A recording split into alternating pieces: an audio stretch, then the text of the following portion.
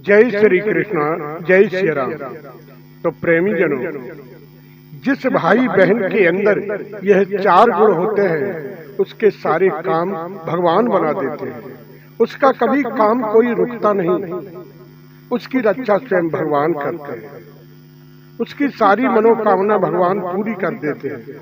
जिसके अंदर सहनशीलता, दया, क्षमा, नम्रता है, वही भक्त भगवान को बहुत प्यारा होता है।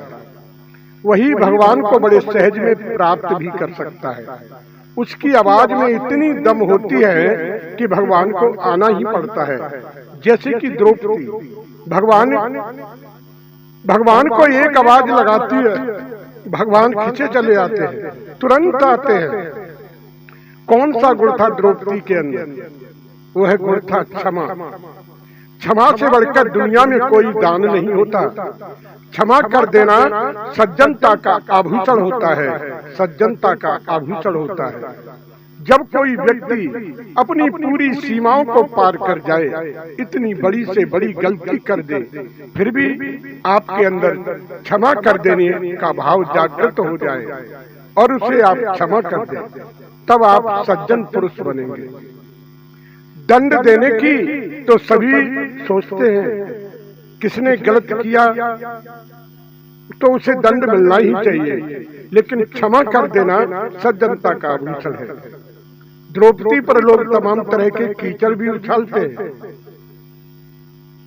ये तो 5-5 पतियों वाली है, फिर भी भगवान को द्रौपदी बहुत प्यारी लगती है। आखिर क्यों? द्रौपदी भगवान के परम भक्तों में से एक है सज्जनों, जिनका श्री कृष्ण में अटल विश्वास, अटल प्रेम है, जिसका मैं वर्णन नहीं कर सकता। ऐसा कौन सा चतुर कवि है जो श्री द्रौपदी के चरित्र का वर्णन कर सके? द्रौपदी पर जब जब संकट आया, भगवान कृष्ण ने द्रौपदी की तुरंत रक्षा की। जिसकी रक्षा स्वयं भगवान करते हो, उन भक्तों के विषय में क्या कहा जा सकता है? द्रौपदी का भगवान कृष्ण पर अटल विश्वास है। दुर्योधन ने कपट करके जुआ खेला, धर्मराज को हराकर जुए में सब कुछ जीत लिया। द्रौपदी को भी दांव पर रखवा कर दुष्ट दुर्योधन की आज्ञा से दुशासन द्रौपदी को भरी सभा में खींच कर लाया। द्रौपदी को नग्न करने के वस्त्र खींचने लगा। जब द्रौपदी ने पुकारा, हे द्वारिका नाथ, इन दुष्टों से मेरी रक्षा करो, तो प्रेमियों, उस समय भगवान द्रौपदी के समीप ही थे, क्योंकि वे तो सर्वव्यापी हैं। परंतु द्रौपदी ने द्वारिका के नाथ यह कहकर पुकारा था, इसलिए वे अपने भक्तों की वाणी सत्य करने के लिए द्वारिका से ही अति शीघ्र दौड़ कर आए। भगवान भक्तों की वाणी का सम्मान करते हुए द्वारका से आना पड़ा।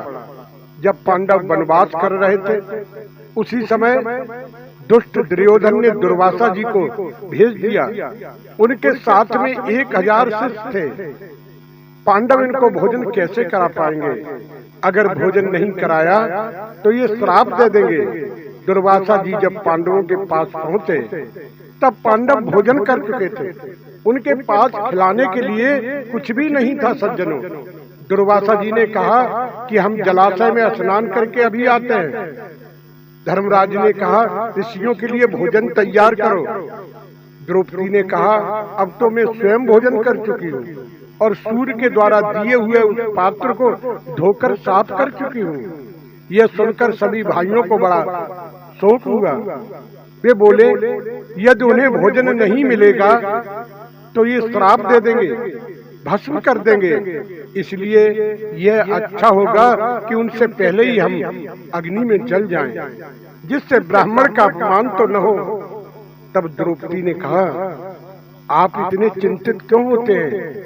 क्या सदा सहायता करने वाले श्री कृष्ण कहीं चले गए हैं?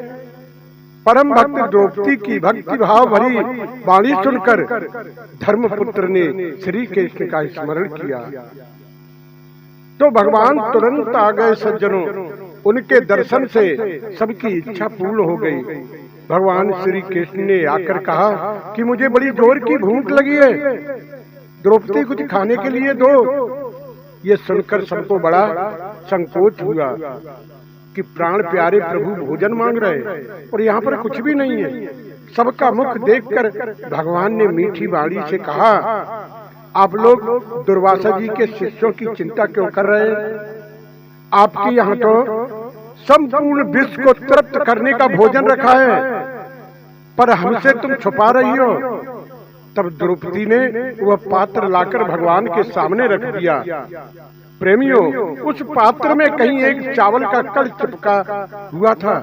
भगवान कृष्ण ने उसे ही जल के साथ खा लिया, जिससे तीनों लोगों के जीवों का पेट भर गया। शिष्यों समेत दुर्वासा जी की तो गिनती ही क्या, दुर्वासा जी को तो अपच होने लगी। कोई कोई तो अपच निवारण का मंत्र पढ़ने लगे। भगवान श्री कृष्ण ने भीम से कहा, तुम जाओ उन सब ऋषियों को बुलाकर लाओ। तब तक वहां से दुर्वासा जी के साथ जितने भी शिष्य थे सब चले गए। सबने कहा कि जल्दी जल्दी चलो, कहीं भोजन का बुलाना ना आ जाए। हमारे तो पेट फटे जा रहे हैं, अब भोजन नहीं करना है, जल्दी यहाँ से चलो। सब ऋषि चले गए। एक बार द्रौपदी पर ऐसी विपत्ति आई प्रेमियों, जिसकी कोई तुलना नहीं की जा सकती। द्रौपदी के 5 पुत्र किशोर अवस्था के, जिनका विवाह भी नहीं हुआ था। रात में सोते समय अश्वत्थामा ने उन 5 बालकों के गले काट दिए। इससे बड़ी विपत्ति और क्या हो सकती है, जिसके 5 पुत्रों का सब आंखों के सामने पड़े हों। अर्जुन ने द्रौपदी से कहा, जिसने पुत्रों को मारा है मैं उसे बांधकर अभी तुम्हारे सामने लाता हूँ। अर्जुन ने जाकर अश्वत्थामा को पकड़ लिया। श्री कृष्ण ने कहा, इसे मार डालो, इसने तुम्हारे पुत्र मारे हैं। अर्जुन ने कहा, इसने कुछ भी किया हो, ये ब्राह्मण है, इसे मारूंगा नहीं। भीम ने कहा, मारिए इसे, छोड़ना नहीं है। बात जब द्रौपदी के सामने रखी गई कि अश्वत्थामा को मार दिया जाए या इसे छोड़ दिया जाए, द्रौपदी ने कहा, रुको। उसने अपना मानसिक संतुलन खोया नहीं। 5 पुत्रों के सब द्रौपदी के सामने थे सज्जनों, कभी भी सावधान थी। उसने कहा, मुच्यताम मुच्यताम ब्राह्मणों नितराह गुरु, छोड़ दो छोड़ दो छोड़ दो इन्हें, ये ब्राह्मण है, सर्वथा पूज्य है।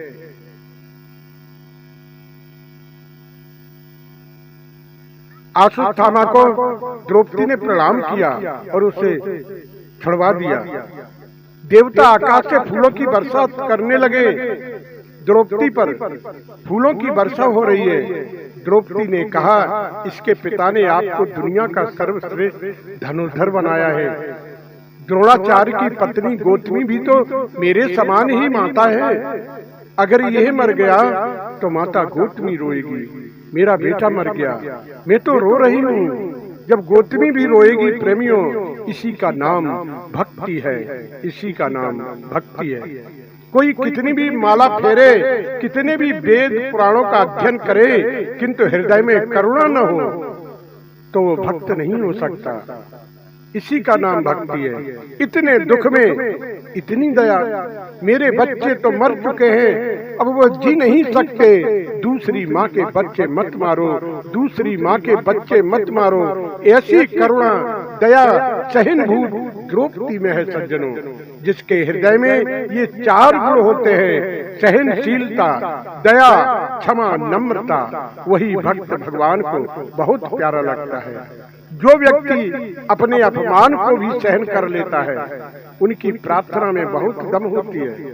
भगवान को सुनना ही पड़ता है, जिनकी एक आवाज में भगवान को आना पड़ता है। ऐसी परम भक्ता तो द्रौपदी जी है, जो भगवान के परम भक्तों में से एक है। द्रौपदी में ये 4 गुण मौजूद हैं प्रेमियों, इसलिए भगवान उनके आगे आगे चलते हैं।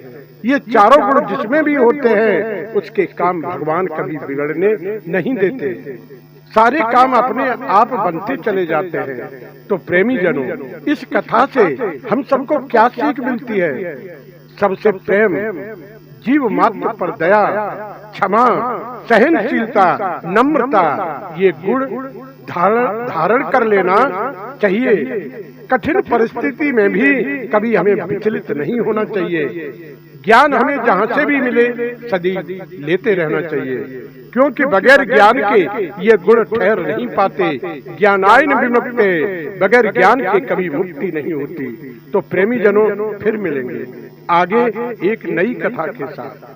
चैनल को जोड़कर जुड़े रहना सदा हमारे साथ। हमारे चैनल को देखने व सुनने वाले सभी प्रेमी जनों को जय श्री कृष्णा, जय सिया राम।